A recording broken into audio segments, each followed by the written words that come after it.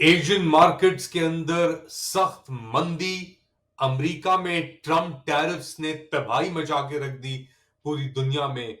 इसके साथ साथ नेतन्याहू अमेरिका पहुंचे हैं ऐसे वक्त में जब गाजा के अंदर और मजीद जराइम के सबूत सामने वाजे तौर पे आना शुरू हो गए हैं। और मजीद हम देख रहे हैं, पिछले कुछ दिनों में हमने इस पे बात भी की थी और भी इस एपिसोड में बात करेंगे। लेट अली शो यूके, do like, subscribe and share this content. मगर बात शुरू करते हैं जो मंदी हमने देखी जा रही है। देखी हमने अमेरिका के टैरिफ्स को लेकर एशिया की सब मार्केट्स, जापान से लेकर हांगकांग तक और साउथ कोरिया तक में सख्त मंदी नजर आई है। और जापान की जो नीके इंडेक्स है वो तकरीबन 8% तक गिरी अर्ली मॉर्निंग ट्रेडिंग के अंदर, पीर का रोज शुरू होने के वक्त तक। और क्लोजिंग के वक्त तक तकरीबन 6% तक लॉसेस हो चुके थे। हांगकांग की हैंसेंग इंडेक्स कोई 10% गिरी और चाइना की शंघाई इंडेक्स के अंदर 6.2% की कमी आई। साउथ कोरिया की कॉस्पी इंडेक्स भी तकरीबन 4% गिरी और ऑस्ट्रेलिया की एस&पी ने भी तकरीबन 3.8% मंदी देखी। और ये सब कुछ हो रहा है क्योंकि ट्रंप ने जब टैरिफ्स अपने अनाउंस की और चाइना के ऊपर 34% लेवी लगाने की बात की, तो चाइना ने भी अब अनाउंस किया रिटेलिएटरी यानी जवाबी ड्यूटीज अमेरिका के ऊपर। और ये कहा कि 10 अप्रैल से यानी कुछ ही दिनों के अंदर ये सब टैरिफ्स इन इफेक्ट जाएंगे। और अगर चाइना ने अमेरिका के ऊपर लगा दिया तो इसका मतलब जो अमेरिकी कंपनीज वहां पे ऑपरेट कर रही हैं, जैसे एप्पल हो गई और दीगर, यानी 80% अमेरिकन कंज्यूमरेबल्स अभी भी चाइना से कहीं ना कहीं सोर्स होके आते हैं। तो आप इमेजिन करें, ये भी बात चल रही थी कि अगर एप्पल की लेटेस्ट एप्पल 16 प्रो की प्राइस अभी है $1,500-1,400, तो वो चली जाएगी कोई $2,300-2,400 तक अगर ये टैरिफ्स इन इफेक्ट आते हैं। इसी तरीके से और चीजों की और अशियाओं की जो कीमत है उसके अंदर भी बहुत इजाफा होने का खदशा है। और जो अमरीकी मार्केट्स हैं, एक्चुअली जब वो खुलेंगी नॉर्थ अमेरिकन मार्केट्स, तो उसके अंदर किस तरीके से ये चीज फैलेगी। एक्सपेक्टेशन तो बहुत खतरनाक है कि अमेरिका के अंदर एक ब्लड बाथ होने को जा रही है इस चीज को लेकर। वहां पे हमने देखा कि ऑलरेडी 4 अप्रैल को जुमे के रोज डाउ भी गिरी, नैस्डैक भी गिरी तकरीबन 5, 5.5, 6% तक। और तेल की कीमतों के अंदर अमरीकी क्रूड में और ब्रेंट क्रूड में कोई 3.4 और 4% कमी आई। और हमने ये भी देखा कि डॉलर की जो वैल्यू है वो भी गिरी यूरो के निस्बत और येन के निस्बतन। तो ये हफ्ता टैरिफ्स को लेकर वो लोग जमे हुए। अच्छा, एक और चीज है कि अमेरिका के अंदर भी ये रिवोल्ट एक शुरू हो गया इन टैरिफ्स को लेकर, क्योंकि अमेरिकी बिजनेसमैन जो है जिन्होंने सपोर्ट किया था फॉर एग्जाम्पल डोनाल्ड ट्रंप को, जिसके अंदर बिल एक्मन का नाम आता है। और बिल एक्मन एक बहुत हार्डकोर जायनिस्ट है, बिलियनर हैं और हार्वर्ड के बोर्ड के ऊपर हैं और दीगर इदारों के बोर्ड के ऊपर हैं। और उन्होंने कहा है इस चीज को देखकर और लेकर कि ये टैरिफ्स तबाही मचा के रख देंगे, this not the right way forward. और उन्होंने जो ये इकोनॉमिक पॉलिसीज है डोनाल्ड ट्रंप की, स्पेशली लटनिक को लेकर, उन्होंने उनकी भी तनकीद की है कि he is not the right man for the job और इनको बेसिकली एक नए अप्रोच की जरूरत है। तो हावर्ड लटनिक की अगर हम बात करते हैं, और लटनिक का एक बैकलैश बहुत अरसे से चल रहा है, मगर बिल एक्मन जो है उसने एक्स पे जाकर ये कहा कि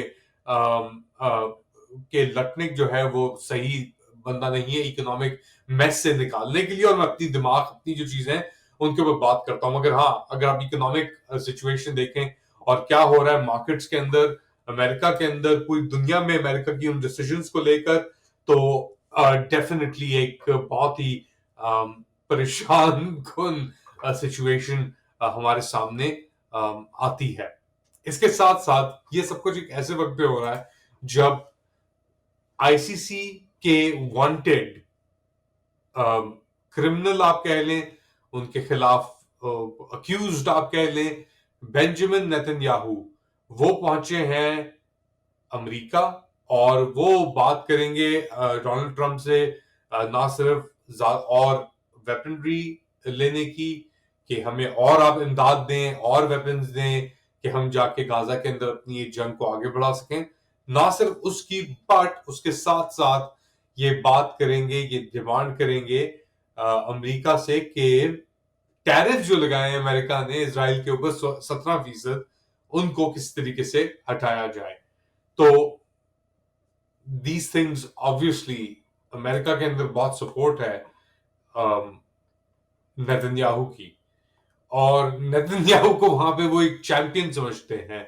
यहां तक कि हकीकत हम जानते हैं नेतन्याहू की क्या है, किधर वो खड़ा है इन सब चीजों को लेकर। बट ट्रंप ने बहुत सारी चीजें ऐसी होने दी हैं और नेतन्याहू को एक तरीके से खुली इजाजत दे दी है। ना सिर्फ ट्रंप ने, बेल्जियम के अंदर ये भी था, ये हॉलैंड के अंदर था, यहाँ से सॉरी हंगरी में था, ये विक्टर ओरबान के साथ वहां से मिला, वहां पे तो उन्होंने मुस्तरद कर दिया जो आईसीसी का इसका अरेस्ट वारंट था। मगर उसके बाद ये फ्लाई ओवर करके गया है क्रोएशिया, फ्रांस, इन सब ममालिक के ऊपर से अमेरिका, ये सब सिग्नेटोरीज हैं आईसीसी के चार्टर के, कि ये सब मानते हैं कि आईसीसी के कोर्ट को, मगर किसी के अंदर भी हिम्मत नहीं हुई कि प्लेन को डाइवर्ट करके रोक के कहे कि भाई इस बंदे को उतारो। खैर वो तो दूर की बात, अमेरिका के अंदर इसको चैंपियन की तरह वॉशिंगटन डीसी के अंदर इसको अप्रोच किया जा रहा है और एक तरीके से एंटरटेन किया जा रहा है, क्योंकि ये जानता है कि इसको जिसने किया है, ये कर चुका है ये गाजा के अंदर नेतन्याहू जिस हद तक। बट एक, और इसके पहले ही मैं बात कर चुका हूं कि नेतन्याहू के अंदर, हुकूमत के अंदर एक फसाद फैला हुआ है, क्योंकि ये लड़ रहे हैं फार राइट एलिमेंट्स नेतन्याहू की सर्वाइवल के लिए, एक तरीके से लड़ रहे हैं जो इजरायली कोर्ट्स हैं उनके साथ, और उसके साथ साथ शिन बेट जो इंटरनल इन्वेस्टिगेशन और इंटेलिजेंस ऑर्गेनाइजेशन है इनकी, जो बेसिकली सियासतदानों को खुद ही पुलिस करती है, उनके ऊपर निगाह रखती है, उसके साथ उस ऑफिस को खत्म करने की कोशिश की। उसका जो हेड था इजराइल की तारीख के अंदर पहली बार शिन बेट के हेड को फायर किया नेतन्याहू ने, तो अंदर पूरा एक कैप्चर, एक एलीट कैप्चर करने की नेतन्याहू ने कोशिश की है।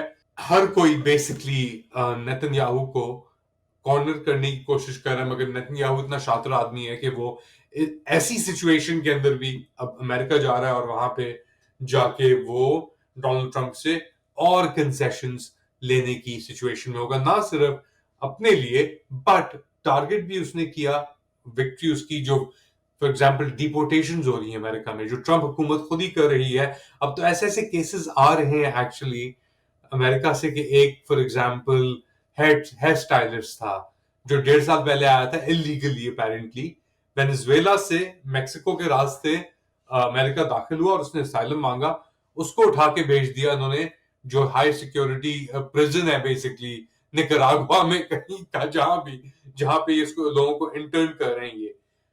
उसके बाद एक बंदा था जो पिछले कोई 30 साल से अमेरिका के अंदर है, डॉक्यूमेंट्स नहीं थे उसके पास, मगर उसकी फैमिली थी अमेरिकन सिटीजन, उसकी बीवी भी थी अपेरेंटली, उसको उठा के वहां पे फेंक दिया। तो ऐसे बहुत सारे केसेस आ रहे हैं, बहुत सारे इंजंक्शंस लगे हुए हैं, अब कोर्ट ऑर्डर्स भी हैं, मगर एक बार आप उस नोटोरियस सिस्टम में घुस गए, उन प्रिजन्स में घुस गए, ऑफलोड हो गए, then you done, you gone. तो ये मैसेज भी एक भेज रहा है अमेरिका से, अमेरिका दुनिया को एक मैसेज भेज रहा है, एक तरफ उधर, एक तरफ ये इजराइल की तनकीद के ऊपर, डिसेंट के ऊपर क्रैकडाउन करके वहां पे डिपोर्टेशन को, स्टूडेंट्स की सेल्फ डिपोर्टेशन भी हो रही हैं।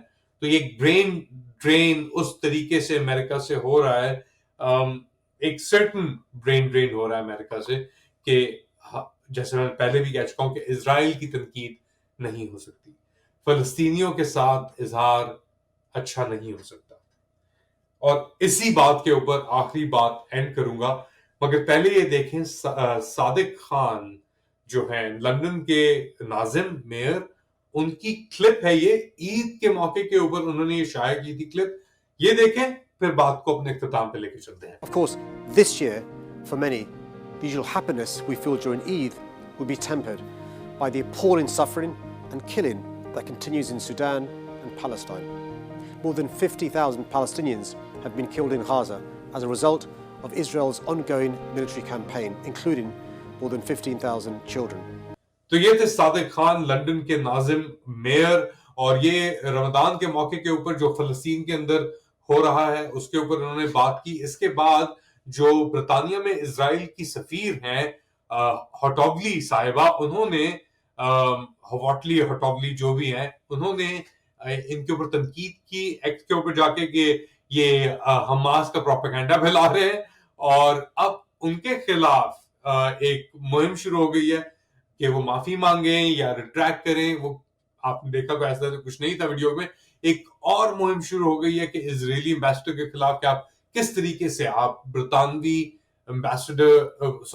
इतने अहम ब्रितानवी लीडर को, लंदन के मेयर को, नाजिम को आप तड़ियां और धमकियां इस तरह दे सकते हैं। आप लोग क्या समझते हैं क्या हो रहा है? बताएं मुझे कमेंट सेक्शन के अंदर। Do like, subscribe and share this content. अपना ख्याल रखिएगा। अगली बार तक अल्लाह हाफिज।